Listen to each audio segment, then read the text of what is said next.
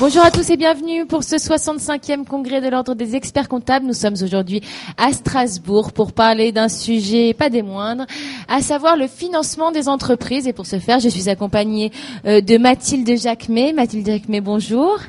Vous êtes chef de projet à l'ISM, l'Institut supérieur des métiers, et chargé de l'Observatoire des aides aux entreprises. Merci d'être avec nous. Vincent Martin, vous êtes directeur appui aux entreprises à la CFCI. Merci aussi. Et Martial Rosier, responsable du département développement des activités bancaires d'Oseo. Martial et Vincent, on s'est vus ce matin déjà pour parler du financement des entreprises. On va continuer un petit peu à évoquer ce sujet. Justement, Vincent Martin, il y a beaucoup d'aides au financement des entreprises. Comment on y accède ? Parce que c'est bien la question. Savoir accéder aux bonnes aides au bon moment par rapport à mon beau projet d'entreprise. Et la question ici, dans le cadre du congrès des experts comptables, est en particulier de savoir quelle valeur ajoutée aussi les experts comptables peuvent apporter vers les entreprises qui sont clientes ou prospects sur ces questions d'accès aux aides aux entreprises. Alors comment on y accède ? Eh bien, il y a différents outils qui existent sur Internet, et en particulier des moteurs, dont 2 moteurs sont recensés dans ce guide d'émission de l'expert comptable qui a été réalisé par la commission financement présidée par Agnès Bricard, à laquelle nous avons participé au niveau des chambres de commerce et d'industrie, et également l'ISM. Alors, je vous interromps. Où est-ce qu'on peut le trouver, mis à part sur les chaises qui sont là, mais si on est en train de cliquer sur Internet pour voir notre vidéo ? C'est très simple. Sur Internet, les outils sont accessibles directement sur le site du Conseil supérieur de l'Ordre des experts comptables. Et le moteur de recherche de Sémaphore, dont on va parler un petit peu après, est directement intégré dans le site. Très bien. Très bien. Le site de l'ISM également, donc le répertoire des aides aux entreprises est également accessible depuis ce site. D'accord. Alors, Martial Rosier, comment est-ce qu'on mobilise les bonnes aides au bon moment ? Parce que j'imagine qu'en fonction de la maturité de l'entreprise, on n'a pas besoin des mêmes aides. En fait, c'est vrai, toute la difficulté, c'est en fonction de la taille de l'entreprise, de la nature de son projet, de la typologie des investissements qu'elle aura à réaliser.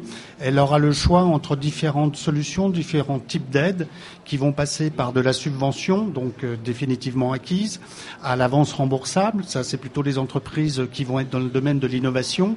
Elle pourra aussi obtenir, et ça, c'est plutôt dans le domaine bancaire, quand elle sera plus mature, une garantie d'Oseo sur les concours bancaires qui vont lui être accordés par ses banquiers pour financer son projet. Et puis, en fonction de la taille, de l'âge et de l'importance du projet, elle pourra aussi obtenir des financements spécifiques et particuliers qui vont lui permettre de financer des finalités comme la croissance externe, aller à l'international. Tout ceci nécessite des réponses adaptées et c'est le rôle d'Oseo justement de leur apporter ces réponses et de jouer un effet de levier et de jouer le rôle aussi de guichet unique pour aider les entrepreneurs à pouvoir s'y retrouver au milieu de l'ensemble des aides, mobiliser ces aides aux côtés des entrepreneurs de telle façon qu'il y ait une parfaite optimisation de l'argent public et qu'il y ait une bonne circulation de l'ensemble. Et alors, comment est-ce qu'on est bien à l'écoute d'une entreprise justement pour ça ? Je pense qu'on est bien à l'écoute d'une entreprise quand on réussit à comprendre quel est son projet dans une stratégie globale.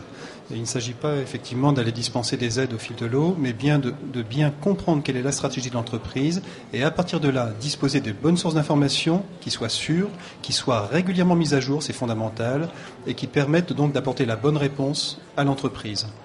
Et quels sont les outils qu'ont les experts comptables pour ça, pour aider les entreprises ? Alors, parlons quelques instants de Sémaphore et ensuite de la base de données de l'ISM. Sémaphore est un projet qui a une bonne dizaine d'années d'existence et qui d'ailleurs à l'origine a été soutenu par Oseo avant que ça ne s'appelle Oseo, c'était la BDPME. C'est en fait une base de données donc mise à jour par le réseau national des chambres de commerce et d'industrie recensant les aides publiques, financières en premier lieu et quelques aides techniques également. L'aide n'est pas toujours un chèque. Bien. À partir de là, Sémaphore est sur un principe très simple. Sélectionner et trouver les aides répondant à un critère de territorialité, parce que le lieu où se situe mon entreprise dispose d'aides qui ne sont pas forcément valables chez mon voisin à 100 km. 2, le secteur d'activité, parce que là aussi il y a une segmentation par secteur d'activité dans les dispositifs d'aide. Et 3, le projet de l'entreprise. Un projet, on parle souvent de création, mais c'est également l'international, l'innovation, le recrutement, l'établissement d'une nouvelle ligne de production, etc., etc. Et donc Sémaphore, à partir de ces 3 critères, permettra à l'expert comptable de récupérer un ensemble d'informations décrivant les aides accessible pour l'entreprise. On a, avec le Conseil supérieur de l'ordre des experts comptables, développé un partenariat donc à travers le travail de cette cartographie des financements et qui aujourd'hui se concrétise par l'intégration dans ce site du moteur de recherche Sémaphore, et c'est un accès qui est totalement gratuit. On a souhaité pour autant aller encore plus loin dans la valeur ajoutée apportée par les experts comptables à leurs clients. Et en fait, Sémaphore propose, avec une formule d'abonnement pour les cabinets d'experts comptables, d'aller vraiment dans la finesse, dans l'explication des aides et les bonnes pratiques de l'usage de ces aides, et également d'aller plus loin dans la personnalisation des fiches qui sont produites à partir de Sémaphore. Donc l'expert comptable se retrouve dans une relation assez différente et nouvelle, de pouvoir dire non pas « je connais quelqu'un qui peut vous aider à avoir une aide », mais « j'ai trouvé les aides répondant à votre projet et on pourra plus loin ensemble continuer à développer ce projet ». Mathilde Jacquemet, c'est quoi l'Observatoire des aides aux entreprises ? Alors, l'Observatoire des aides aux entreprises est une base de données qui recense autour de 4000 aides publiques financières pour les PME et le secteur de l'artisanat.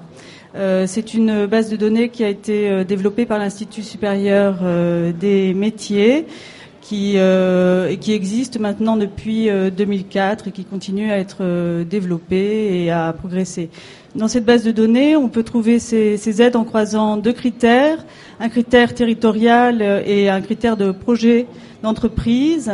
Alors évidemment, un tiers de ces aides, parmi les 4000 dispositifs que nous proposons, concerne la création et la reprise, mais évidemment, les aides aussi concernent le développement de l'entreprise et toutes les étapes de la vie de l'entreprise. Donc il y a évidemment la transmission, le recrutement, l'innovation, tout ce que vous venez de citer. Et en quoi est-ce qu'il aide vraiment les experts comptables ? Alors, il aide les experts comptables, bon, déjà parce qu'il permet de trouver des aides adaptées à leurs clients, mais évidemment, nous apportons, en plus de ce répertoire des aides, donc de cette base de données, des informations, une lettre d'information mensuelle sur les aides aux entreprises et des actualités qui sont mises à jour quasiment quotidiennement sur l'évolution de ces aides, les nouveautés, les disparitions, etc. Donc, pour les experts comptables, c'est intéressant aussi de suivre cette actualité au jour le jour. Et c'est ce que permet également l'Observatoire. Donc c'est une base de données plus des informations et des études sur ces aides. Vous vouliez ajouter quelque chose, Vincent Martin ? Cette notion de permanence dans l'actualité est très importante et on la retrouve dans la base de données de l'ISM, également sur Sémaphore, bien entendu. Un exemple très simple. À travers le travail de la cartographie du financement mené par la commission du Conseil supérieur des experts comptables, on a vu à quel point la thématique des fonds propres prenait une importance considérable. Importance considérable, d'une part, parce que c'est réellement un outil de financement utile pour des entreprises en termes de financement de nouveaux projets, mais également un sujet considérable parce qu'il y a un manque de connaissances, quasiment d'éducation de bon nombre de PME à cette chose qui apparaît souvent assez nébuleuse, lointaine, réservée à des sphères financières un petit peu hautes, on va dire. Eh bien non, c'est accessible pour les PME. C'est très important. Alors, je vous vois sourire, non ? Effectivement, Martial va sûrement compléter, mais ce que l'on a entrepris pour coller justement à ce besoin naissant, c'est d'intégrer dans Sémaphore les quelques 190 aides sous forme de fonds propres dans lesquels la Caisse des dépôts intervient. Ça y est, c'est fait, c'est opérationnel. Vous avez réagi, Martial Rosier ? Parce que ça rejoint le diagnostic que l'on peut faire entre l'aide ou le financement adapté en fonction de la taille, de la maturité et le besoin de l'entreprise. Et quand une entreprise est de plus en plus mature, elle va être, je dirais, peut-être de plus en plus adulte. Et au niveau de son développement, elle va s'ouvrir. Et s'ouvrir, ça veut dire quoi ? Ça veut dire aussi ouvrir son capital. Et ça, c'est une démarche qui n'est pas immédiate dans le tissu des PME actuelles, même s'il est beaucoup plus partagé dans le monde des nouvelles technologies et dans les start-up qui, dès le départ, vont aller chercher des capitaux risqueurs. Le tissu des PME traditionnelles n'est traditionnellement plus prône l'indépendance de leur développement plutôt qu'une ouverture au marché financier. Et donc, il est essentiel pour le devenir de notre tissu économique que ces partages puissent être réalisés et que donc elles aient accès à une meilleure connaissance de tous les outils d'intervention en fonds propres. D'accord. Et vous vouliez ajouter quelque chose ? Simplement, nous sommes en train ici, à travers ce congrès, disons, d'essayer de mettre en relief justement cet intérêt majeur d'avoir une meilleure lisibilité des aides existantes. Ça a été l'un des principaux enseignements des États généraux de l'industrie conduits de novembre à mars dernier. C'est vraiment fondamental. S'il y a une espèce de fossé entre ceux qui gèrent des aides, ceux qui les administrent, et ceux qui en ont besoin, les entreprises, on continuera à perdre du temps. Et je pense que le temps est l'une des valeurs fondamentales sur lesquelles il faut économiser au maximum. L'efficience. Vous êtes d'accord, Mathilde Jacquemet ? Oui, tout à fait. Nous avons fait une étude de satisfaction auprès des utilisateurs de la base de données de l'ISM, donc le répertoire des aides aux entreprises, entre mai et septembre 2010. Et nous avons une réponse plutôt encourageante des chefs d'entreprise qui déclarent à 44% s'orienter directement vers l'accompagnateur ou vers un expert comptable dès qu'ils ont trouvé une aide sur le répertoire. Donc c'est plutôt encourageant. Alors, en quoi vous êtes satisfait d'avoir participé à ce congrès, ce 65e congrès, avec CAP 2020, Vincent Martin ? Je serais satisfait surtout, serais haï, lorsque l'on constatera effectivement l'usage par les cabinets d'experts comptables de ces dispositifs de base de données d'aide aux entreprises. Eh bien, je vous propose de vérifier ça à Marseille l'an prochain. Nous serions très heureux d'y être. Eh bien, écoutez, on vérifiera ça tous ensemble. Merci beaucoup de votre participation, Martial Rogier, Vincent Martin et Mathilde Jacquemet, et à très bientôt. Au revoir.